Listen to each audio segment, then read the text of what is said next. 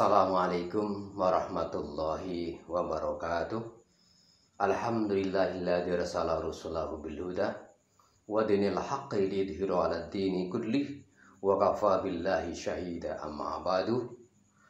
Pemirsa Nuansa TV yang berbahagia, marilah yang pertama dan utama lagi kita panjatkan puja dan puji syukur kehadirat Allah yang telah melimpahkan berkah dan inayah kepada kita sekalian, sehingga di sore ini kita bisa bertemu lagi di program Madrasah Ramadaniyah MWC Sokaraja. Mudah-mudahan kita semuanya, para pemirsa dan seluruh yang ikut mensukseskan program madrasah ini mendapatkan berkah dari Allah Subhanahu wa Ta'ala. Selanjutnya pada pertemuan kali ini kita akan membahas tentang mukjizat waktu fajar. Apa itu waktu fajar? Kita akan membuka Quran surat Al-Fajr. Surat Al-Fajr adalah surat Makkiyah yang terdapat di juz 30. Kemudian kita akan membaca ayat 1 sampai ayat 3 pertama. Dan marilah kita bersama-sama untuk menelaah. A'udzu billahi minasyaitonir rajim. Bismillahirrahmanirrahim. Wal fajri walayalin ngasri wassam'i wal watri. Wal fajri, demi waktu fajar. Walayalin ngasri, demi malam yang 10. Wassam'i wal watri, demi yang genap dan yang ganjil. Allah bersumpah dengan makhluknya. Allah bersumpah dengan ciptaannya. Berarti makhluknya atau ciptaannya itu memiliki kedudukan yang penting dan istimewa di sisi Allah dan di sisi makhluknya. Seperti surat Al-Fajr ayat 1 ini, wal fajri, demi waktu fajar. Allah bersumpah dengan waktu fajar. Berarti waktu fajar ini adalah memiliki kedudukan yang sangat penting dan istimewa di sisi Allah dan sisi oleh kita semuanya. Dalam sehari-hari kita misalkan, kita bekerja seharian. Dari pagi hingga sore, bahkan sampai malam, kita baru pulang, adalah demi keluarga. Maka keluarga itu berarti memiliki kedudukan yang penting dan istimewa di sisi kita. Betul kan? Iya. Dan misalkan lagi ini, bahkan kita, saudara-saudara kita banyak yang bekerja sampai luar negeri demi uang. Maka uang itu memiliki kedudukan yang sangat penting dan istimewa di sisi kita. Begitu kan? Oleh karena itu, kita kembali kepada wal fajri. Mengapa Allah bersumpah dengan waktu fajar? Yang pertama, karena waktu fajar adalah sangat sempit. Kita tahu bahwa waktu fajar adalah dimulai dari terbitnya fajar shadiq sampai terbitnya matahari. Maka untuk kondisi sekarang adalah lama waktunya 1 jam lebih 15 menit kira-kira. Maka waktu yang sedemikian itu adalah waktu yang sangat limit, waktu yang sangat singkat dibanding dengan waktu-waktu yang lain. Kemudian mengapa juga Allah bersumpah dengan waktu fajar? Karena waktu fajar ini umumnya orang adalah masih senang tidur, betul kan? Tiduran dan senang dengan aktivitas-aktivitas yang lain. Sehingga orang melupakan dengan waktu fajar itu sendiri. Lupa, melalaikan dengan waktu fajar itu sendiri. Bahkan hakikatnya, bahkan sesungguhnya usia kita itu sangat limit, sangat singkat. Tapi banyak orang yang melalaikan dengan usia kita, dengan waktu kita yang sangat limit. Lalai dengan pekerjaan, sibuk dengan pekerjaannya, sibuk dengan kesenangannya, dan sibuk menumpuk-numpuk harta, sehingga melalaikan kepada usia kita. Padahal melalaikan waktu, menyanyiakan waktu lebih bahaya daripada kematian.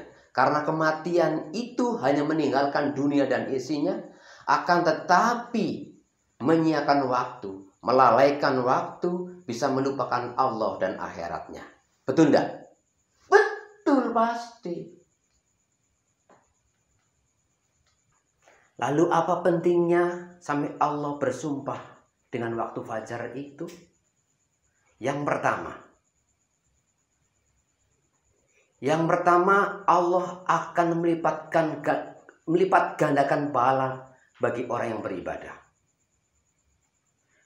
Sebagaimana hadis Nabi, riwayat Muslim, hadis dari Aisyah, raq'atainil fajri khairum min ad-dunya wa ma fiha. Salat 2 rakaat lebih bagus dari dunia dan isinya. Kita mengetahui isi dunia ini berbagai macam harta kekayaan, berbagai macam harta benda yang nilainya dari yang murah sampai yang mewah, sampai tak terbelikan. Bahkan kita sendiri tidak mampu menghitungnya berapa harta kekayaan di dunia ini. Akan tetapi sholat 2 rakaat itu lebih bagus dari dari dunia dan isinya.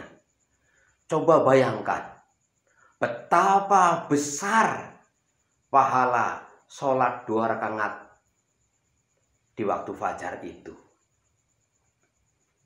Apalagi sholat subuhnya. Maka Rasul juga bersabda lewat hadis riwayat Tirmidzi, hadis berasal dari Anas radhiyallahu anhu,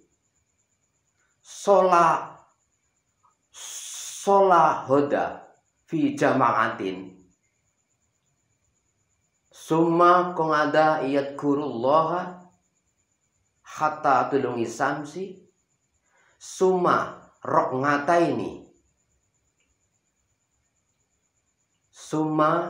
raq'ataini kanat lahu ka ajrin hajatin wa umratin. Sholat subuh berjamaah, kemudian duduk berzikir kepada Allah, atau bertalim, atau bertadarus Al-Quran, sampai terbitnya matahari. Kemudian melakukan sholat 2 rakaat, sholat sunat 2 rakaat. Maka Allah akan memberikan pahala seperti pahalanya haji dan umroh. Taman-taman sempurna, begitu kata Rasul. Maka betapa besarnya orang yang sholat subuh berjamaah, kemudian dilanjutkan dengan zikir dan sholat sunat setelah terbit matahari. Dan inilah kehadiran Allah kepada hamba-hambanya yang belum bisa menunaikan haji ke Baitullah, maka akan mendapatkan pahala seperti haji dengan cara sholat subuh berjamaah, kemudian menunggu sampai terbitnya matahari dan melaksanakan sholat sunat 2 rakaat, maka pahalanya seperti haji dan umroh.